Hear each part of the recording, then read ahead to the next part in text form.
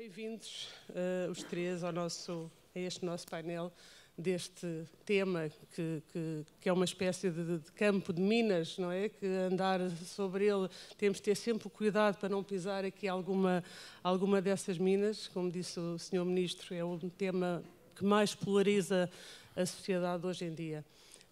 E eu vou começar aqui pelo Sr. Presidente da AIMA, porque acho que é importante, antes de passarmos aqui aos outros participantes, ter aqui uma noção ao momento mais atualizado de conseguir de como é que estamos em termos de imigração. Ou seja, nós estamos já no início de 2025, portanto, creio que já pode ter um balanço, digamos assim, provisório de dados de 2024, quantos imigrantes residentes em Portugal temos, o que é que está ainda pendente dos processos, dos tais 406 mil processos que que herdaram do anterior governo, e peço-lhe que faça, primeiro que tudo, esse balanço.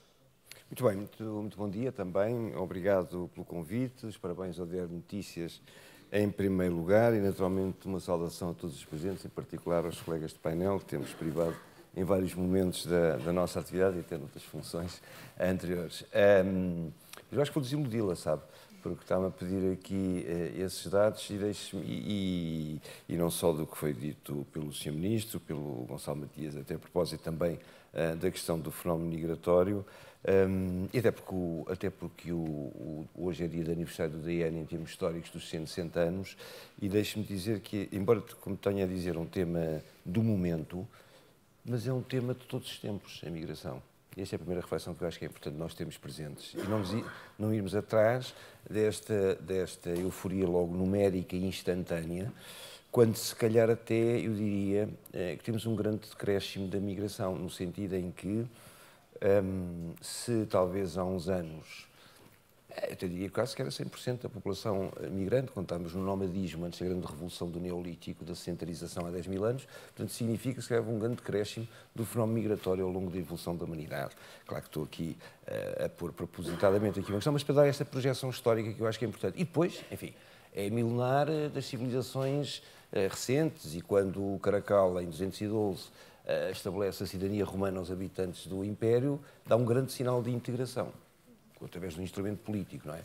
E, portanto, e termos uma noção, então vamos dizer agora aproximando-nos aos mais recentes 100 anos ou 150 anos, para começarmos a aproximar da idade de notícias, e de facto aí vemos também que o fenómeno migratório tem andado mais ou menos entre os 3% e os 5% da população mundial. Em termos de estudos médios, não é? E, portanto, não é uma avalanche nesse aspecto, é esta proporção.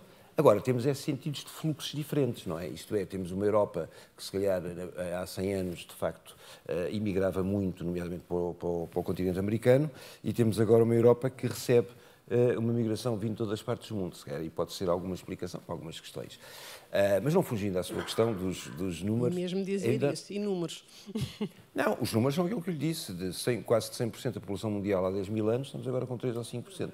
Não, eu sei que me estava a perguntar, só estava a dizer, para termos esta projeção de fundo e de instrumentos importantes, como esses que eu estava a dizer, há uns 1800 anos do Caracalla, do Imperador Caracalla, para todos os efeitos, com devido respeito. Os números não, mas os números, vamos lá ver. Os números, como o Sr. Ministro aqui apontou, eu referi precisamente que talvez aqui no final do primeiro trimestre tínhamos uma noção mais exata dos mesmos. E, portanto, eu, naturalmente, hão de compreender que as responsabilidades de direção de uma entidade administrativa não posso entrar numa ideia ainda daqui de questões tem que ter números mais exatos e concretos. E, portanto, não vou avançar com os de 2024. Os que são conhecidos são estabilizados a 23, que apontam para os tais 10% da população, o tal 1.043.000 que tínhamos. Quando se falou aqui num fenómeno, já estou a juntar aqui duas coisas porque acho que isso é mais dinâmico. Quando se falou aqui da questão da integração e, de facto, da comunidade de língua portuguesa e apontou o brasileiro 30%, eu diria que a junção dos PALOPs encosta quase aos 50%, se juntarmos mesmo aos dados de 23%, portanto andamos ali nos 40 e tal por cento. Mas há aí um número que me pede, que aliás hoje é noticiado também por um concorrente, tem a ver com as questões do pacote das manifestações de interesse e daquele número dos 417 mil. Um esforço logístico foi aquilo que foi aqui referido, e essa foi a prioridade, foi de facto um atendimento massivo relativamente a essas pessoas. Isso já foram atendidas, estamos a falar de atendimento, não é? 200 mil pessoas que agora vão ter o seu tratamento dos respectivos processos, e portanto faltarão ainda, estima-se, à volta de 100 mil desse atendimento. Tudo somado, o que é... Diga a pergunta, para ver se o que é que eu lhe posso responder. Não, continue, pode ser que não precise. Não, diga. Agora interrompi o raciocínio. Ia dizer que um governo que tanto fala em percepções não consegue dizer, pelo menos, a percepção daquilo que foi a evolução da imigração em 2024. Continuar aqui a falar em 23, creio que é substancialmente diferente, ainda por cima porque temos as 400 mil manifestações de interesse pendentes, que ainda não sabemos exatamente quantas é que vocês já conseguiram tratar, sei que à volta de 100 mil, e por outro lado também era importante perceber o impacto que teve o fim dessas manifestações de interesse. Certo, mas colocou logo na sua pergunta estava a resposta. Disse, se o Governo não consegue dar as percepções, a atividade administrativa não comenta percepções e, portanto, separou bem entre o nível do Governo e da administração e, portanto, eu vou manter a questão dos números. Dei-lhe ali algumas pistas, nomeadamente na questão desta expressão da lusofonia, mas só um pormenor. Não, atendimento já houve de 200 mil dessas 400, atendimento. E agora está na fase de instrução e de decisão dos processos e de envio dos mesmos cartões. É importante aqui... Não, deixe para um momento, fico-me por aqui. Não tem mais nada a acrescentar.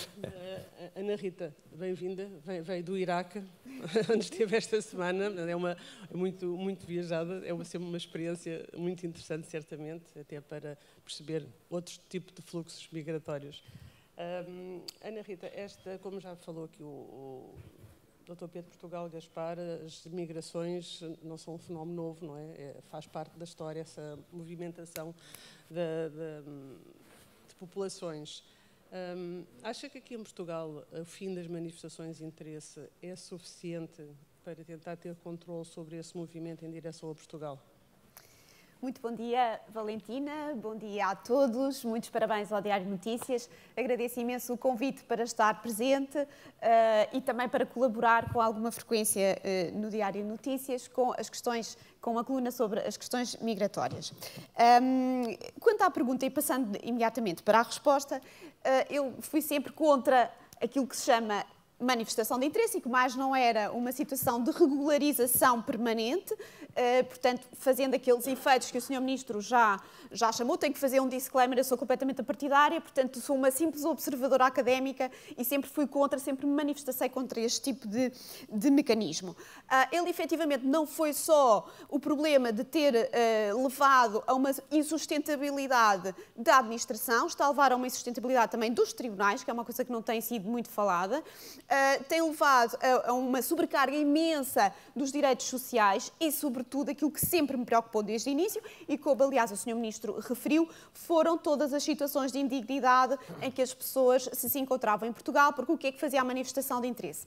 Ela prometia a quem entrasse ilegalmente no território, passado um ano, pudesse obter uma autorização de residência. E, portanto, isto chama naturalmente a imigração clandestina e chama todos os escrúpulos piores que se possam pensar de pessoas que se querem aproveitar das pessoas que querem migrar para cá. Se isto resolve tudo, bom, para mim já foi um passo que me deixou muito satisfeita, porque uma imigração tem que ser efetivamente regulada. Não é restringida e nós cada vez mais temos de ter muito cuidado. Eu a cada momento, quando falo nestes assuntos, sinto-me a pisar ovos e a medir as palavras e notei isso também no Sr. Ministro. Ter armadilhas, não é? Sim, temos que estar com muito cuidado, porque qualquer coisa pode ser...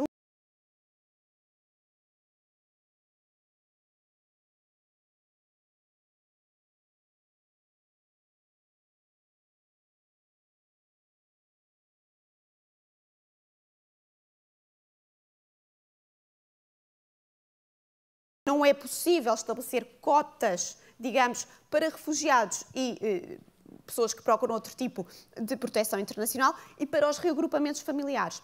Ora, esta vaga migratória que veio com as manifestações de interesse preocupou-me também porque deixou no limbo todas estas pessoas que tinham efetivamente, estas sim, direitos fundamentais a terem um direito a uma autorização de residência em Portugal. Quer os refugiados, quer os titulares de proteção subsidiária, portanto, pessoas que fogem da guerra, quer ainda os reagrupamentos familiares, pessoas que cá estão legalmente e estão separadas da sua família há meses e não conseguem ter vaga de atendimento na AIME ou no CEF, porque a AIME e o CEF estão a braços com um verdadeiro tsunami de pedidos de regularização. Agora, isto claro que acabou-se, no meu entender, com um mecanismo que era altamente prejudicial, que distorcia completamente toda a regulação da imigração em Portugal, mas falta agora todas as outras questões. Desde logo, o que é que falta? Pensar de forma séria, responsável e sem extremismos e com liberdade sobre o que é política de imigração e sobre o que é direito de imigração. Eu tenho esta experiência de escrever no Diário de Notícias, eu até então só escrevia nos meus escritos académicos e desde que escrevi no Diário de Notícias e tenho vindo a falar como regular de imigração. Estive no Kurdistão, falei da questão de identidade nacional porque achei interessantíssima a experiência de termos curdos, xiitas e sunitas sentados à mesma mesa a discutirem uns com os outros e a falarem o que é que será uma identidade nacional iraquiana e nós não conseguimos fazer isso no nosso país. Um país que tem uma identidade nacional muito mais antiga, mas agora está a confrontar-se, como disse o Sr. Ministro, com a chegada de novas culturas e nós temos de pensar o que é essencial e o que é que não é essencial, em que é que podemos ter e o que é que não podemos ter. Ora bem, eu escrevi sobre isto, o que é que me chamou imediatamente? Chamou-me logo nacionalista identitária. Portanto, é difícil, o espaço público está muito minado. Quando eu defendo os direitos humanos dos imigrantes, e digo, há imigrantes que têm que entrar, têm um direito humano a entrar, como os refugiados titulares de proteção subsidiária, chamam-me pessoa de extrema-esquerda. Portanto, eu vou mudando um pouco a minha orientação política em função de quem me ouve e em função dos temas.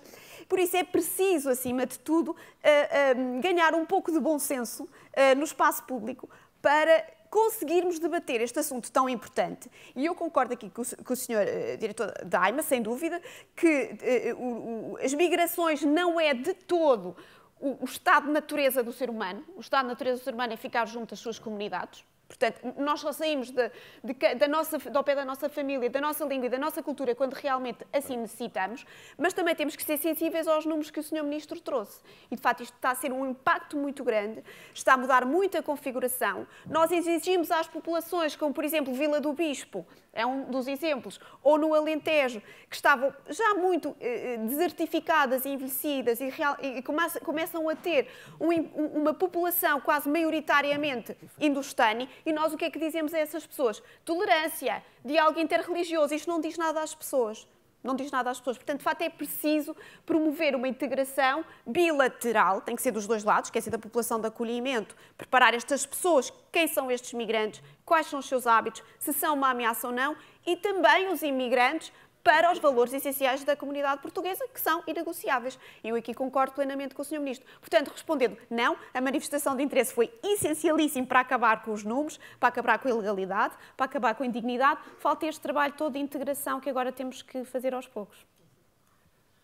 Dr. Luís Neves, e é bom aqui esta deixa que deixou a Ana Rita Gil sobre integração. Numa conferência em 2018, eu fui buscar aqui o meu baú de tesourinhos. O Dr. Luís Neves teve uma intervenção que causou alguma surpresa na altura, que não é habitual ouvir um chefe de polícia a falar nos temas desta forma. E nessa conferência disse, e cito, a melhor prevenção, quer para o tráfico de seres humanos, quer para situações de radicalização, é a integração das pessoas, dos imigrantes, munidos de documentação e direitos, saber quem são e acolhê-los de forma rápida, deixá-los ser felizes no nosso país. Ainda era diretor da Unidade Nacional de Contra-Terrorismo. A PJ herdou toda a investigação do CEF relacionada com a imigração. Eu gostava de saber como é que tem contribuído para este seu desígnio de tornar estes imigrantes mais felizes. Bem, bom dia a todos.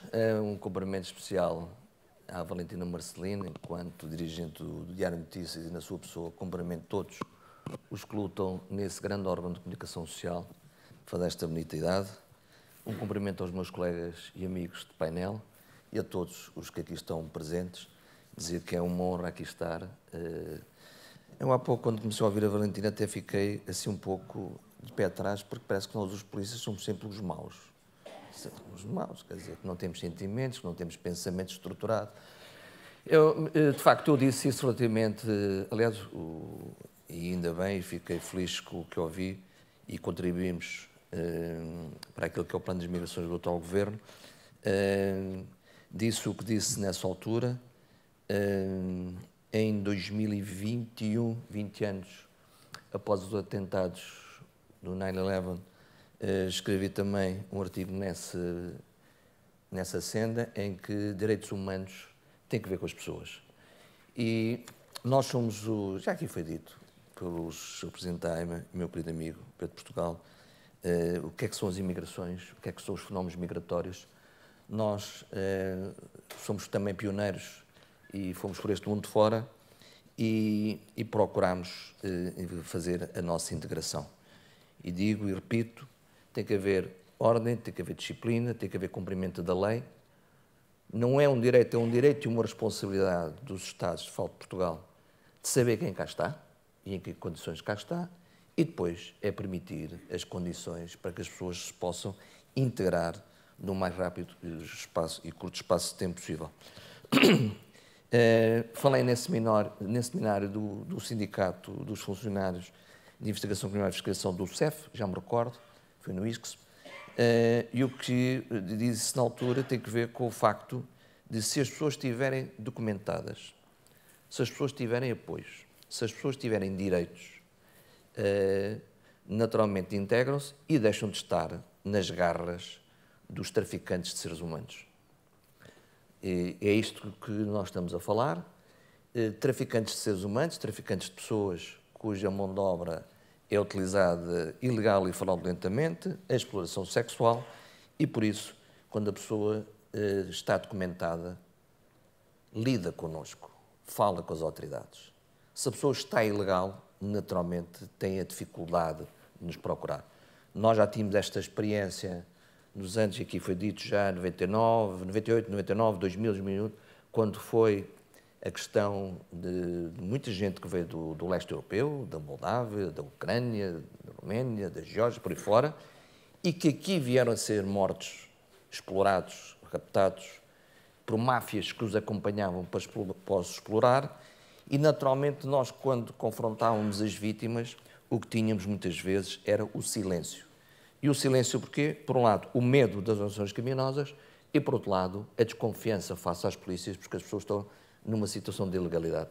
Por isso, mantenho aquilo, e aliás, acho que ninguém discordará, de legalidade das pessoas. Nós temos a obrigação de conhecer quem cá está. Precisamos das pessoas. É aqui uma visão que foi transmitida, uma visão humanista, relativamente à integração, e por isso temos, e a experiência, trabalhei 24 anos na Unidade contra o Terrorismo, lidamos com as matérias de tráfico de seres humanos, auxílio à migração ilegal, organizações criminosas, temos que rapidamente aprender com o que se passou noutros países europeus com deficientes políticas de integração. Temos um amplo espaço para o fazer, o tempo corre contra nós e devemos fazer. Falam aqui da questão dos inquéritos. Nós herdámos centenas, se não milhares de inquéritos do CEF. O CEF, na sua parte final, desguarneceu a investigação criminal porque tinha falta de meios humanos e tinha que os colocar nas fronteiras. Portanto, houve muitas investigações que praticamente ficaram paralisadas. Nós, Polícia Judiciária, que tínhamos a mesma competência relativamente ao tráfico de pessoas, à investigação do crime de tráfico de pessoas e do auxílio à migração ilegal e crimes conexos, não tínhamos o acesso às bases de dados, o que inviabilizava que as nossas investigações ficavam prejudicadas. E já têm, desculpe, já agora, nós hoje aqui temos ao o lado acesso da pessoa responsável. Temos o acesso às bases de dados. No início desta fusão ou desta separação, eu fui das pessoas mais vincadas, para utilizar uma palavra simpática, a dizer que nós precisávamos ter acesso às bases de dados. Sentimos que temos que investigar todas essas centenas ou milhares de inquéritos e os resultados estão a aparecer.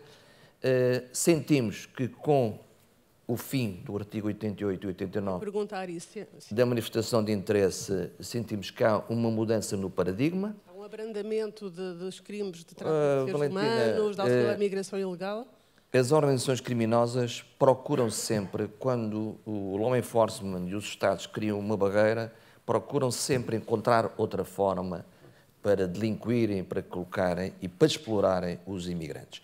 E nós já estamos a sentir, e é uma questão, já estamos a sentir, e eu digo até para ser efeitos de recado para as organizações, que através dos consulados, que é o grande polo onde os imigrantes acabam por chegar e a manifestar a sua possibilidade para vir para o território nacional, que é preciso um contrato de trabalho, agora, contrariamente ao que era no passado, que de facto era uma via aberta, estamos a sentir, e falaremos, que há falsificação de documentos de contratos de trabalho, que é outra forma para aqui chegarem de uma forma ilegal, sendo um imigrante uma vítima das organizações. Portanto, o foco é direitos humanos, integração, respeito. É possível, tu falou que o Sr. Ministro de desafio, é de facto uma imensa oportunidade, é uma alegria, é um desafio ter uma escola com 20, 18, 22 nacionalidades distintas, é de facto fantástico. Esta semana que passou, a Malala do Paquistão, Prémio Nobel da Paz, teve uma conferência, se a memória não me falha, na Arábia Saudita, em que se debateu a questão dos direitos das mulheres no mundo islâmico e no mundo muçulmano, à educação, ao conhecimento, porque só com o conhecimento, com a educação, é que se consegue, de facto, ser inteiramente senhora da sua liberdade. Só faltou essa magna reunião, só faltou o Afeganistão. E por isso, voltamos a dizer, esta alegria na integração tem que ser um desafio de todos, porque as pessoas são necessárias, as pessoas têm direitos, as pessoas vêm de territórios onde foram exploradas, onde não tinham oportunidades de vidas, muitas foram sacrificadas, os familiares foram sacrificados. Nós temos problemas de demografia terríveis, somos uma das populações mais envelhecidas da Europa, há procura no trabalho e, por isso, enquanto cidadão que eu sou e não me liberto dos meus direitos de opinião, e enquanto dirigente da Polícia Judiciária, dirigente máximo da Polícia Judiciária, é este o nosso fim, cumprir a lei, mas enquadrado, tal como foi aqui também dito, com estes valores. Dr. Pedro Portugal Gaspar, a AIMA também é a Agência para a Integração.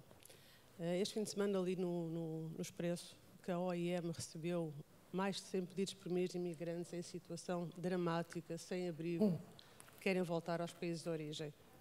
93% são brasileiros, uma das nacionalidades, língua portuguesa, que o Governo diz que iam ter prioridade. Que racional há em dizer que precisamos de imigrantes se não houver capacidade de os integrar? O que é que a AIMA antevê para 2025 nesta matéria? Certo. Muito bem.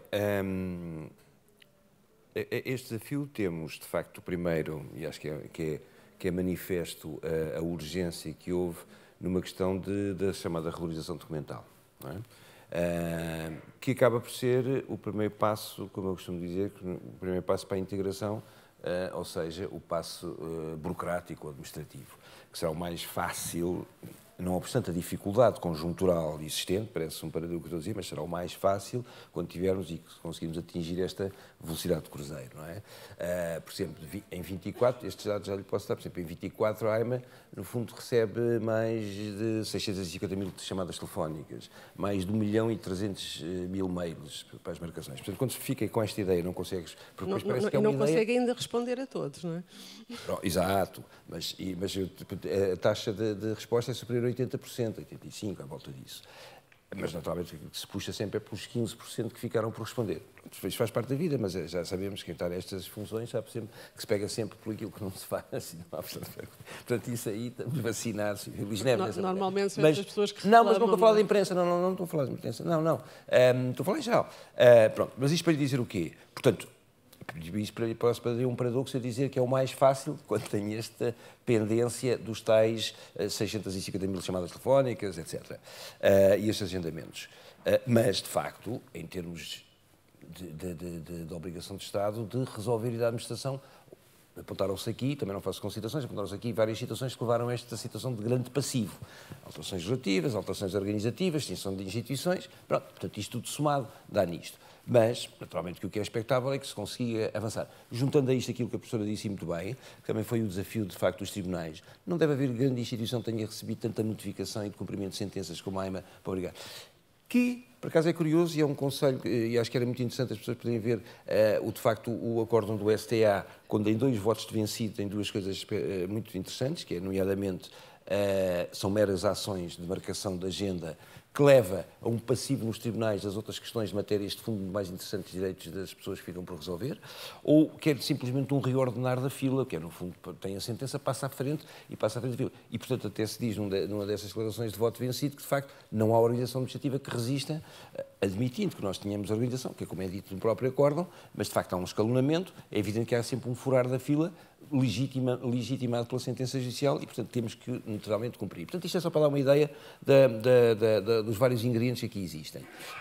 Mas assumindo que, de facto, e é um expectável que vamos conseguir ultrapassar esta questão, e eu penso que, mesmo assim, o sentido está numa certa melhoria da resolução destas pendências e, de facto, das filas, etc., e, portanto, uma certa contenção, que envolveu muitos parceiros, e nomeadamente também as autarquias, vamos para a outra parte, que é a parte, de facto, não diria mais interessante, mais desafiante, que é de facto a integração. Já aqui falámos, esta sim é uma matéria conjugada em vários elementos, porque vão lá ver, e é apontado através do acordo quadro com as associações empresariais, que aliás já nos tinham sinalizado, também a necessidade de mão de obra em vários setores, etc., e nomeadamente aquele agora, um pequeno programa, mas que interessa, que arrancou agora na área do turismo. Tudo isto depois vai ser uma dinâmica de mercado e podemos ter, de facto, podemos dizer, como diz na sua pergunta, então há necessidade de mão de obra e depois há outras pessoas... Mas depois entra no mercado de trabalho e vai haver aqui um dinamismo do migrante que pode ter as vicissitudes de um contrato laboral e de uma organização empresarial em que está inserido, como qualquer nacional. Ou seja, situação de possível até haver despedimento, falência da empresa, etc. Quer dizer, depois temos que ter, vai entrar na dinâmica, na chamada migração económica, está na mão de uma obra disponível no mercado de trabalho. E, portanto, a integração é, sem dúvida, um grande desafio, como vimos aqui, questões linguísticas, questões religiosas, culturais, etc. Temos, de facto, este ponto relevante, quase de 50% ou 45%, deverá andar na comunidade, de facto, lusófona, e, portanto, permite aqui uma aproximação. Depois, com a América Latina, podemos ter aqui mais 50% de uma cultura, se quiser, ibérica. Pronto, pondo assim, com um grande pendor, de facto, na parte nacional. Mas a grande chave, de facto, vai ter que ser... porque o professor estava aqui a falar de Vila do Bispo, etc., por exemplo, muitos outros concelhos, a grande questão vai ter que ser uma solução que eu acho que é sempre muito importante nesta questão da integração, os desafios locais e as boas práticas locais e uma integração, de facto, efetiva nas comunidades locais e nos pequenos municípios e com menor população. Porque são vários os exemplos que já ultrapassam os 40% da população nesta relação. Em vários municípios e, se calhar, em freguesias, ultrapassam já os 50%.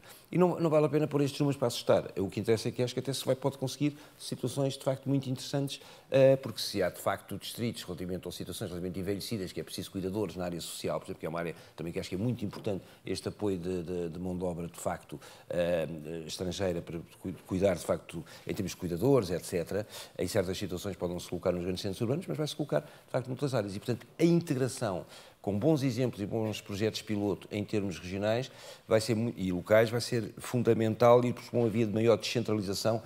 Isto para concluir só rapidamente. Enquanto que na parte da legalização, do controle burocrático e integração documental tem que ser, de facto, direcionada, dirigida em termos, de facto, de uma estrutura administrativa e com polos desconcentrados, mas com uma voz única, digamos assim, nesta parte da integração vamos ter que ter vários exemplos, várias experiências, vários parceiros para conseguirmos, de facto, efetivar um bom resultado. Sou apenas a tirar aqui uns números que podem assustar, de freguesias com 60% de comunidade estrangeira, pode não ser enfiada em si, até pode ser um êxito, e outras com 10% não ser. Portanto, esta questão dos números é sempre muito relativo e, por isso, quando estiver exatamente, depois a gente fala agora assim, não prefiro recuar aos dados 10 mil anos. Ficamos a aguardar pela entrevista já pedida há quase um ano. Certo.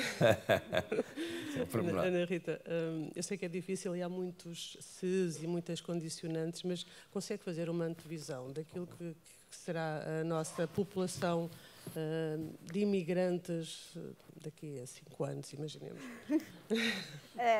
Bom, a população não, porque a história tem demonstrado aqui uma Nós achávamos que a população iria ser sempre, sobretudo, as comunidades dos países de língua portuguesa. Depois tivemos na década de 90 a abertura ao leste da Europa, a chegada do leste da Europa, e agora começamos a ter as comunidades mais do subcontinente indiano. O facto de haver comunidades instaladas chama mais pessoas dessas comunidades, porque as pessoas naturalmente sabem que há ali já uma diáspora com quem podem falar a língua, partilhar a cultura, etc. Não quer dizer que os ventos não mudem, não é? Não quer dizer que os ventos não mudem. Portanto, é sempre difícil fazer este tipo de previsões. Nós temos vindo a assistir ao reacender de vários conflitos que se calhar não estavam nas nossas previsões mais imediatas. Agora, o que é que nós temos assistido? Esta é que é uma variação que, quando pensamos aqui na história da humanidade, certo, só que atualmente é muito mais fácil saber, a informação chega muito mais fácil às pessoas dos países que oferecem melhores condições de vida e que são uma promessa, às vezes gorada, de humanismo e de respeito pelos direitos sociais. Portanto, há ali aquela promessa do Global North e dos países ocidentais de que aqui se assegura qualidade de vida. Somos um polo de atração para os países que não vivem isso. Portanto, vêm migrações de geografias mais distintas, não só devido aos conflitos, mas também devido a esta promessa de bem-estar. E depois temos outro fator que ainda não falámos hoje e que as previsões, falíveis ou não, mas estas aqui pode haver alguma fiabilidade, respeitam à migração climática. A migração climática, há aqui algumas previsões do Banco Mundial, que é uma instituição que eu respeito imenso, e que nos diz que em 2050, eu estou só a falar de deslocados internacionais, porque a maior parte das migrações climáticas são feitas dentro do território. Mais uma vez dizemos, enquanto há alternativa dentro do território, as pessoas não vão sair do seu país, da sua pátria. Mas para migrações internacionais, 2050 é um número avassalador. Às vezes, quanto maior o número é, menos nos diz, não é? Há este paradoxo. Mas 216 milhões. Portanto, isto ultrapassa as migrações forçadas de qualquer conflito armado. E estas migrações são possíveis de antever porque há já muitos estudos referentes às alterações climáticas. Algumas destas migrações vão ser inevitáveis e há aqui vários países que eu posso dizer quais são e que podem vir perfeitamente tirar a Europa. Migrações climáticas vão afetar a Ásia, por causa aqui, sobretudo, de cheias. Já estamos a verificar isso no Bangladesh. O Bangladesh é um país que quase todos os anos se reduz imenso por causa da subida do nível das águas. Vamos ter as questões da seca extrema em África e vamos ter os países que, infelizmente, podem vir a deixar de existir. Há uma discussão interessantíssima a nível de direito internacional público, que é um país que é uma ilha e afunda, continua a existir aquele Estado ou não? Isto é uma questão conceptual, não vos vou amassar com isso. O que nos interessa é o que é que acontece à população. A população não vai poder ficar em alto mar. E, portanto, este é todo uma antevisão de desafios futuros climáticos que sempre houve. O ser humano sempre se deslocou quando havia secas, quando havia alterações. As deslocações climáticas em si não são novas, mas o volume, de facto, é muito grande. E nós não temos, agora sim, nós não temos para os chamados migrantes climáticos ou ambientais, ou como se quiser chamar, não temos respostas do direito. Enquanto que a pessoa que foge de uma guerra, enquanto que a pessoa é protegida, pode chegar a um país e dizer: atenção, eu fui forçado a sair do meu país de origem, deem-me proteção internacional. O migrante climático não tem esse estatuto, ele continua a ser tratado como um simples migrante económico, entre aspas. Portanto, poderemos vir a ter, efetivamente, este tipo de pessoas que vêm procurar refúgio, que ainda não é um refúgio em termos jurídicos, na Europa, sobretudo destes focos. Portanto, Ásia, sobretudo Sudeste Asiático, África e as ilhas do Pacífico e do Índico, que podem estar em risco de subsistência física. Obrigada. E ia perguntar-lhe, tendo em conta, já falámos nisso, da grande polarização que este debate causa, e lembrando um pouco aqui os desafios falados pelo Sr. Ministro, no seu entender, como é que é possível fazer políticas moderadas de migrações com o debate aceso desta forma e tendo em conta que, de acordo com o barómetro da Fundação Francisco Manuel dos Santos, quase 2/3 dos portugueses acham que temos imigrantes a mais e ainda há o discurso público de que precisamos de imigrantes. Portanto, há uma série de contradições aqui a ter em conta. Sim. a primeira coisa é o que estamos já aqui a fazer, que até agora não ouvi ninguém extremado. Ouvi tudo pessoas com bom senso. Escolhemos bem os convidados. Exatamente. Eu só ouvi pessoas com bom senso que não têm medo de falar de todos os assuntos e todas as dimensões que isto implica. Temos que recuperar para retirar dos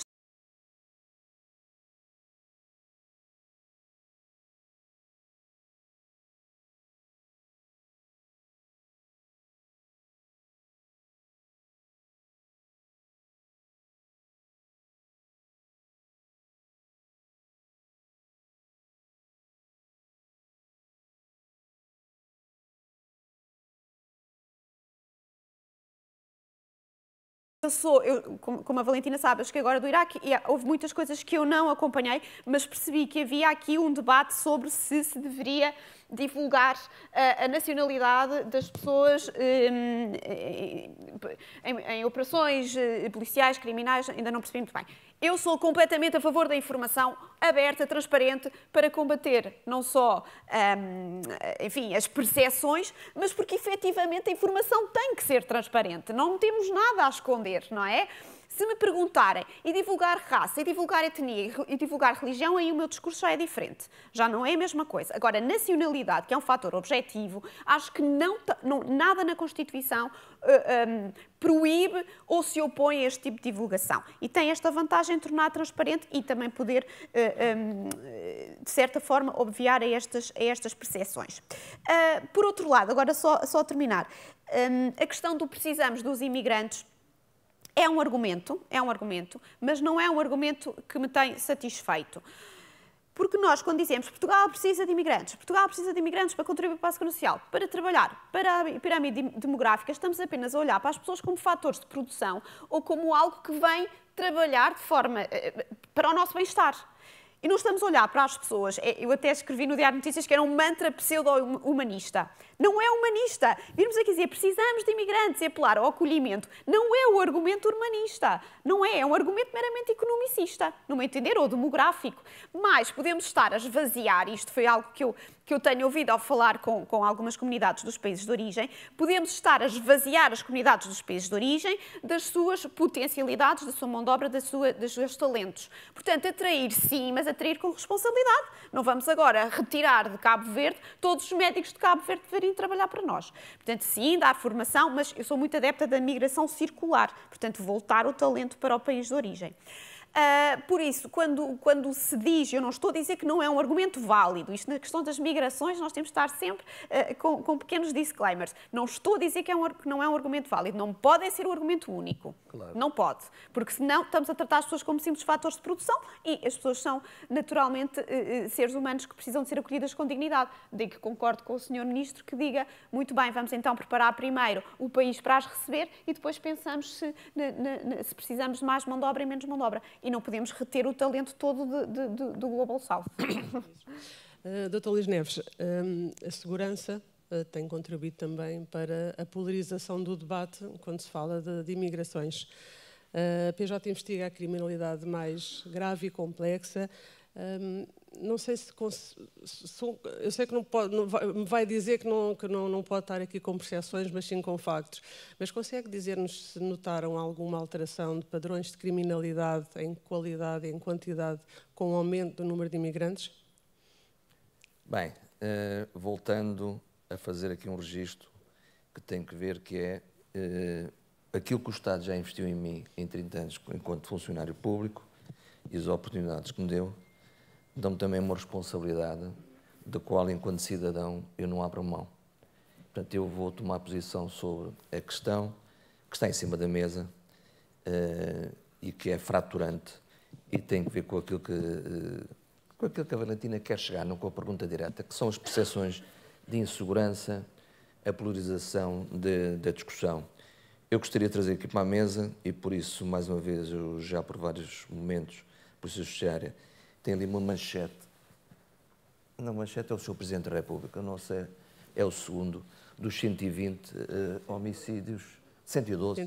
Abrimos uma exceção porque os números que se nos apresentavam eram números que nos chegou, eram números muito maus e que dava, de facto, a ideia que isto estava, desculpem a expressão brejeira, sem rei nem roque. Portanto, tenho esta obrigação. Nós estamos a assistir a um momento de desinformação, de fake news, de manipulação, de ameaças híbridas e, sobretudo, é tudo isto que leva a fundamentar as percepções que nós temos entre mãos.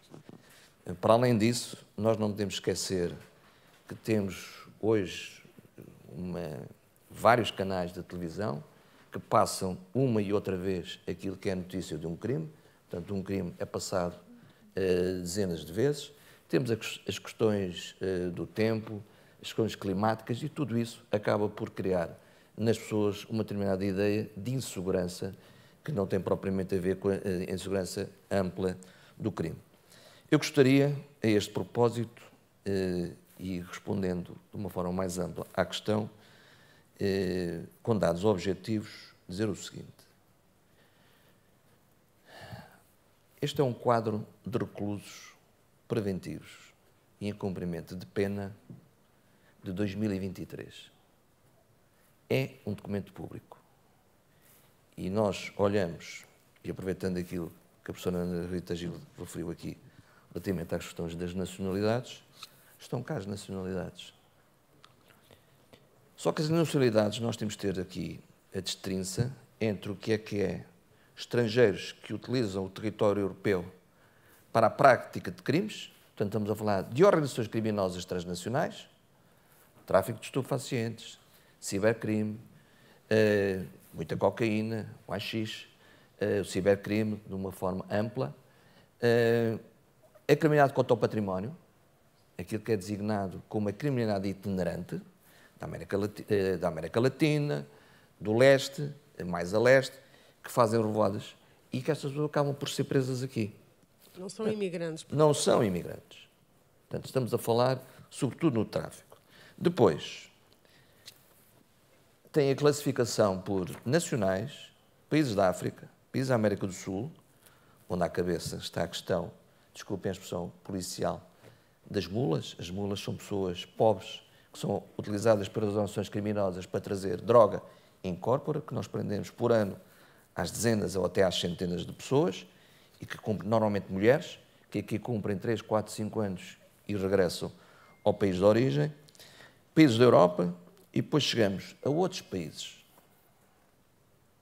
E temos preventivos 67 e 53, ou seja, temos 120 pessoas de outros países, que não nestas nacionais que aqui estão, e já aqui se falou determinadas áreas, que estão presas no universo de mais de 10 mil presos. Números, são dados concretos e objetivos que aqui estão. Depois... Deixa-me só, no total de reclusos... Mais de 10 mil, entre cumprimento de pena e preventivos. Depois, o crime que a minha tutela, a minha ministra, no dia da abertura do ano social, falou logo à cabeça, que é o segundo crime com detidos. Violência doméstica. Ainda se recordam no acórdão daqui há 30 anos do famoso macho latino que tinha o direito de utilizar a mulher como queria lhe apetecer. Portanto, está aqui a expressão. Depois, o primeiro crime, 1067 detidos. Furto simples e qualificado.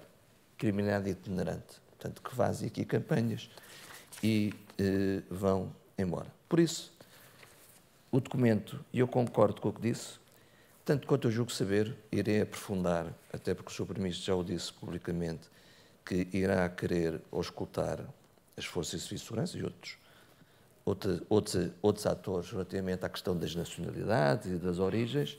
Portanto, está feito por nacionalidades. O único país na Europa que tem tudo escalpelizado em termos do ponto de vista rássico e de origem são os sistemas anglo-saxónicos. Depois, em 2009, tínhamos detidos estrangeiros 631. Não tem que ver com imigrantes. Já há pouco disse, nas outras nacionalidades, que é tudo o resto. Estão 120 no universo de mais de 10 mil. Em 2009, tínhamos, são dados objetivos, 454 mil imigrantes. E foi uma das maiores relações que tivemos entre cidadãos estrangeiros em território nacional e o cometimento de crimes, portanto, detidos. Dados de 2023, que vem em conto que tu há pouco disseste, 1.044.000 cidadãos estrangeiros. É, por rácio de detidos, o segundo número mais baixo que temos. O primeiro foi em 2020. Para finalizar, porque eu apanhei como diretor, no início da minha carreira como dirigente, o Código de Processo Penal pós-Casa Pia, 2007, 15 de setembro de 2007, em que se levou à libertação de muita gente, e que a partir daí, 2008, 2009, foram anos de grande atividade criminosa violenta. Eu vou apenas dizer aqui os números. Desde 2005, 15 mil crimes, 2006, 16, 13, 14 mil, portanto estou a falar não era dos milhares, 15, e em 2010, 24.500 crimes violentos. 2011, 24 mil, depois começou a baixar, até que andamos agora na ordem dos 12, 13, 14. Portanto, falarmos de percepções de insegurança associada ao crime, eu vou trazer apenas aqui à memória alguns dos momentos trágicos que nós tivemos. Alguém hoje ouve falar de ataques aos ATMs com explosivo? Ninguém ouve falar. Alguém ouve falar do posto de abastecimento de combustível seguro, que foi um programa que nós fizemos com o MAI, era Ministro da Administração Interna, o Dr. Rui Pereira, em 2008, em que havia pelo país todo mortos gasolineiros de assaltos à mão armada, carjackings.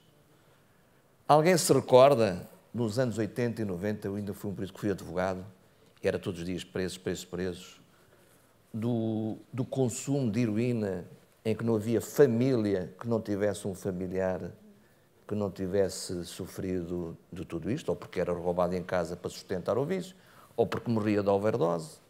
Alguém se recorda da zona de Arroios do Intendente, que não se podia lá entrar, que eram prostituição, extorsão, tráfico a céu aberto, mortes a céu aberto? Não é ver?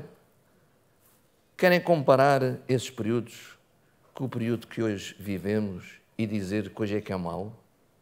E fazer uma associação dessas ao fenómeno que nós aqui hoje estamos a discutir?